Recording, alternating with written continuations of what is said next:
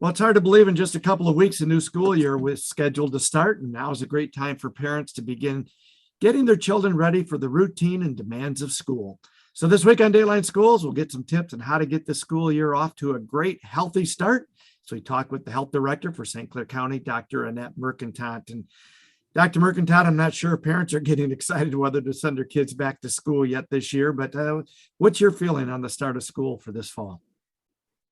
Well, I think we have some things to be hopeful and optimistic about. And I think we have some things that are going to cause us to pause and rethink how we do things. It is not business as usual. And as we just talked about, although the summer's gone along very nicely, we know that the Delta variant is on its way. There's no reason to think that St. Clair County is somehow going to completely avoid that variant from causing an uptick in cases. How severe that will be and how long it takes remains to be seen. But we do have some really vulnerable pockets in our community with a lot of unimmunized individuals. So that just kind of lays open the potential of having a lot of cases with a lot of exposures. And one thing that's not going to change is that if you have somebody with a known infection, especially with COVID, where we know infections can result in hospitalizations and death, that we will take very seriously exposures and making sure that people properly quarantine and avoid passing along that infection to others. So isolation and quarantine procedures will be in place. So the real question is how many people will get exposed versus, how many cases will there be, and will that in fact impact in-person learning in the classrooms? And we will work really hard with the schools to try and avoid that, but we only have so many tools in our toolbox. So that's where we're at. But all in all, though, this school year should get off to a better start than we did last year.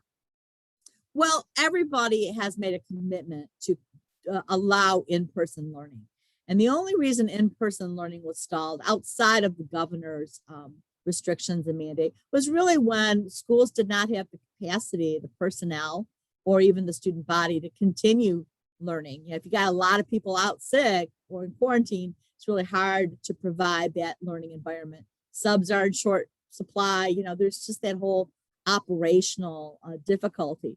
So we'll be starting out with the assumption that people will be going back to their classrooms and that we will do everything in our power to keep that happening. But I will say it behooves all of us to think ahead of time how we will prevent and reduce the transmission of this virus. It's pretty much here. We're just kind of waiting for that exponential growth.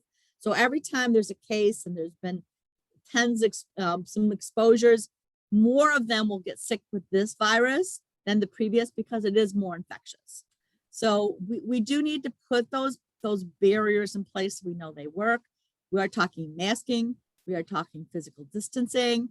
If possible, even testing, because testing can identify asymptomatic and early infection before a person knows about it. These tools are still available to us. People haven't wanted to use them, but I can tell you if we use them wisely, it may allow our kids to stay in school. And I think that's a really important approach to try and take. We'll be back with more tomorrow for Dateline Schools. I'm Terry Harrington.